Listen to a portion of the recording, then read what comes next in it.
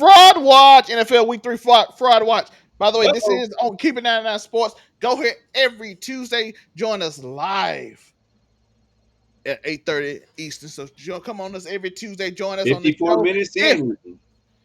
If you want it, like I said, if you want to just watch on the Keeping 99 channel, be there every week. We will put all the sections every week up. So be there for the Week 3 Fraud Watch. I do appreciate y'all for coming through. Let's set down the rules for the Fraud Watch.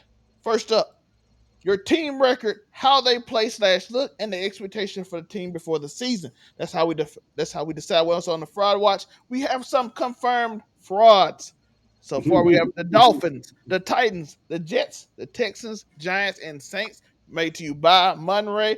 Now we're gonna go through the list. As we're gonna let Monray go through the list for you, so you can see right there. Fraud Watch, Team 5. Yeah, so shout out to all the confirmed frauds. It's not ironic that they all have in common that they have yet to win a game among all 8 of those teams. No, 6 of those teams. So, it's not uncommon, but they're already done for the season, basically. The only ones that may have a hope is the Texans, and they had to pull up a miracle run. But it's pretty much over with for the rest of the team. So Fraud Watch, I'm not gonna lie, it was difficult to come up with only 5 teams. You went to 2-1? Did you go to them? It was difficult because there's like 8 to 10 teams that I really wanted to put on this list. There's a lot of teams right now that's looking kind of fraudish, but I was able to narrow it down. I'm gonna give you the reason. So, number 5, we got the Raiders coming in. Looking at expectations. Some people, we ain't talking about like the people who really got a lot of faith in the Raiders being like a playoff team or something. But people feel like the Raiders are gonna make a pretty good leap in ability. Brand new quarterback, offensive weapons, drafted a top 5 overall pick, running back, Nash Genty, brand new head coach, and Pete Carroll, who was established. People had hopes that the Raiders would make these leaps, but when you're looking at their record, they're 1-2, so it's not really a pretty record considering the teams that they've been able to play. Some of them has been okay, some of them hasn't. But then you look at their most recent play, they got shellacked and diced apart by Marcus Mariota, and it's just like you gotta do better than being shredded apart by Marcus Mariota. Like having watched them without Jaden Daniels should have been a dream come true, and they got 40 put up on them. And it's just like you can't have 40 for Marcus Mariota put up on your team. So it's just like, okay, that didn't look good either. And your expectations was that y'all will possibly make a playoff run, make a wild card, make great improvement. And you may, at the rate you're going, you may be last in your division again, which just means like y'all haven't made any changes compared to the last time y'all was in this. Because, you would have a brand new quarterback and everything, you'll still be last. And so they looking kind of fraudish. We're going to look at their next couple of games, see what they're going to look like going forward. They're just number 5. We have them going up. We go up to number 4. Them boys, them Cowboys, them number 4, because they had some of the same expectation that the Raiders had, but the offense looked electric. And especially after their first game of the season, you're like, okay, their run game looks well. If CeeDee Lamb catches a couple of balls, they pull out one of the best upsets of week 1. They look a lot better. Their defense don't look super bad. You're like, okay, they may be something. They and then you let Russell Wilson have like one of the best games, if not the best game of his entire career, on your defense in week 2, and you barely escape that game. And then you turn right back around and you let Caleb Williams have the best game of his entire career. Caleb ain't looked that good in 2 years, but all of a sudden he out there looking like prime Jay Cutler, just slicing and dicing, throwing freaking deep balls all over the place. Roma Dunze is out there destroying. It's just like, what are they doing? Like, they humiliated Matt Eberflus, who was their former head coach. He's now their defense coordinator. Humiliated him.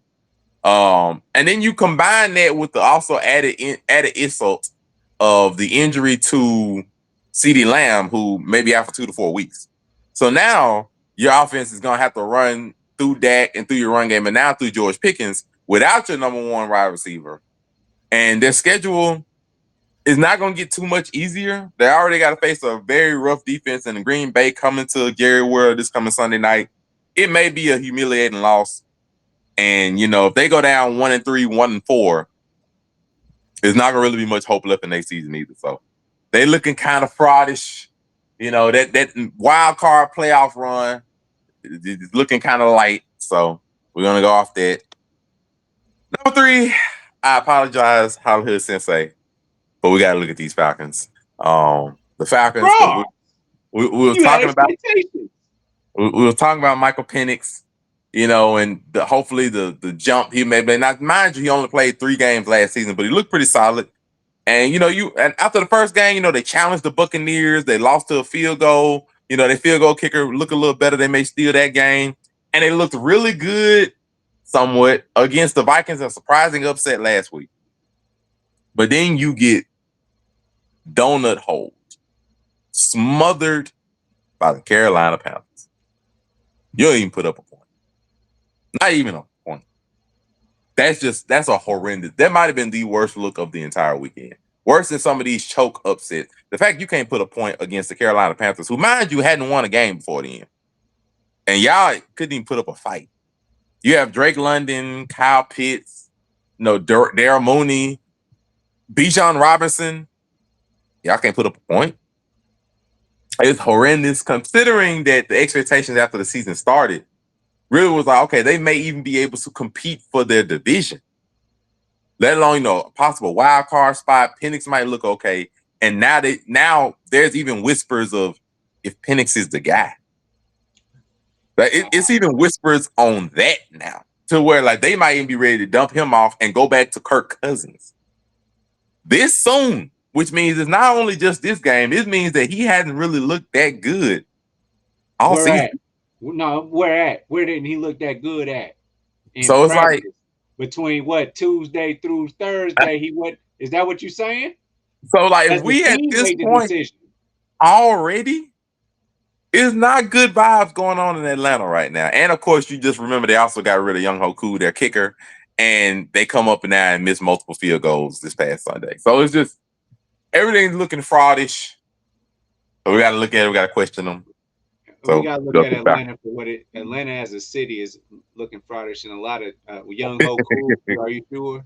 That Super Bowl has not left them yet. But we move on to number 2. Yeah. Interesting. Broncos. Interesting. It's the Broncos. Interesting. If we talk about the expectations prior to the season with that, not only would this team have a top 3 defense in the league, Mm-hmm. it was that Bo Nix might look so good, they might even challenge the Chiefs for this division title.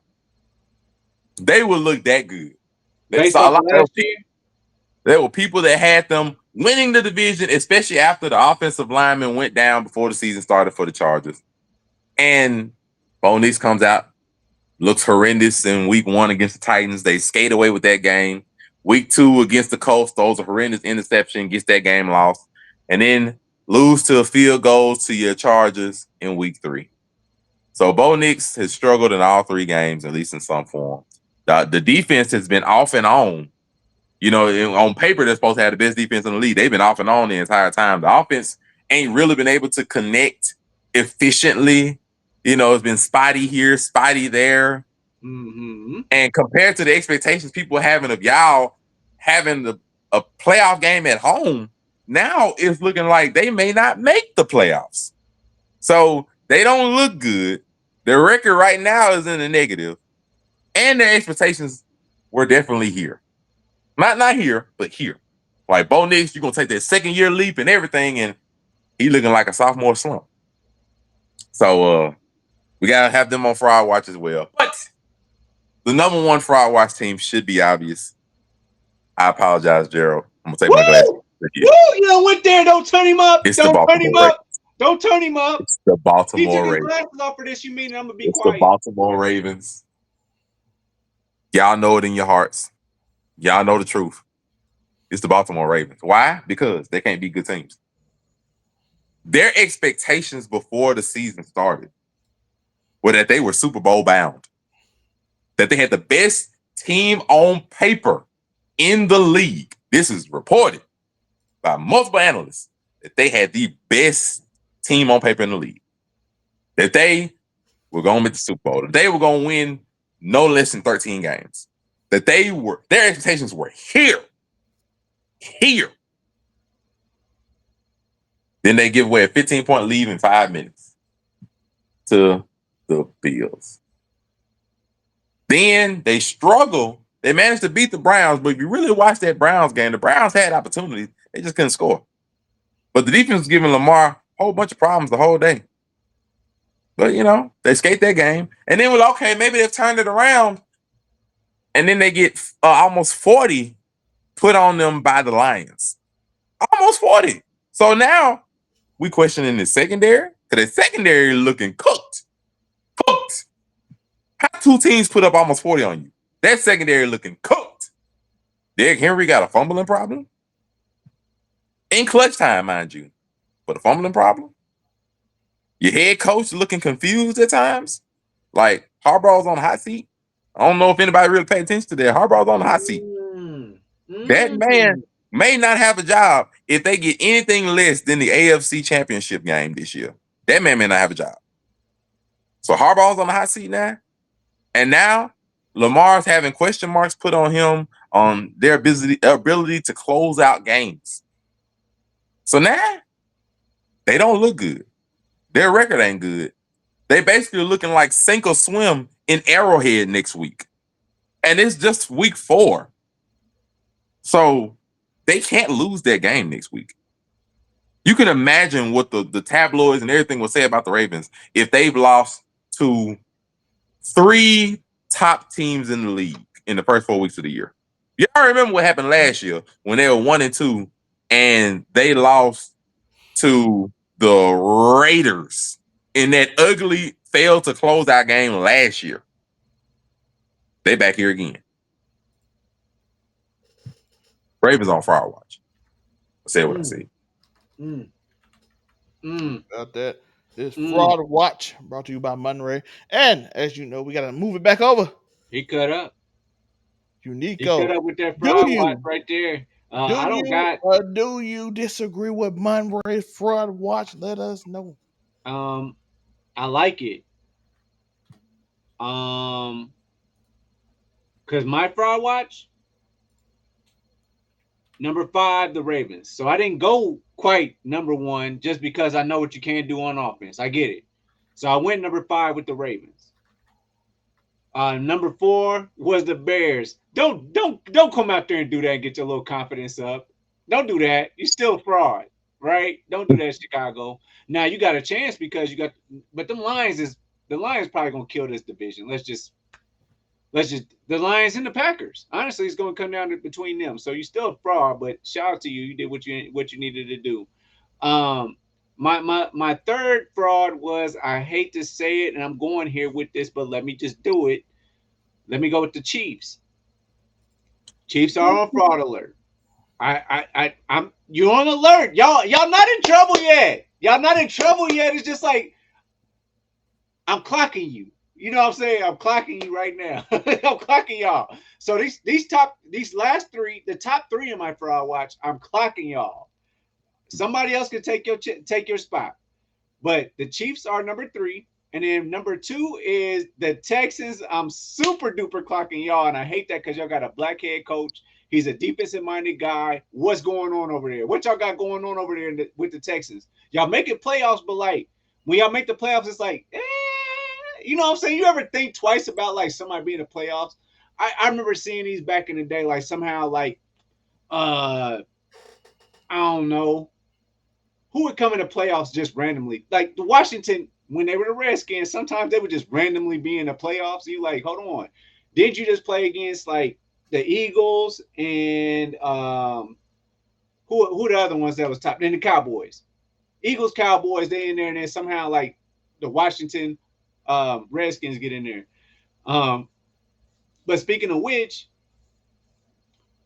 my number 1 is the Cowboys. Y'all frauds every year. Stop getting every big name. That's what y'all want to do. Y'all want to be Hollywood so bad. Move over there. Be the Hollywood Cowboys.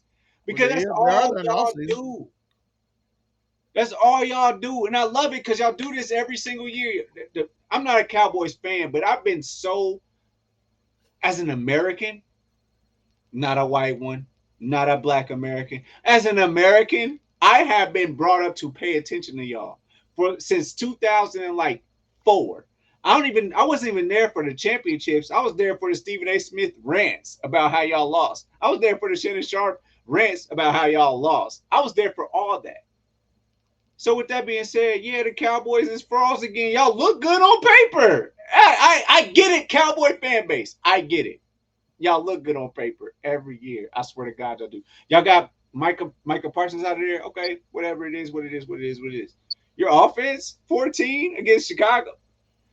Confidence getters. I can't wait to play against the Cowboys. Even if we lose, I know I put up 415 yards on you.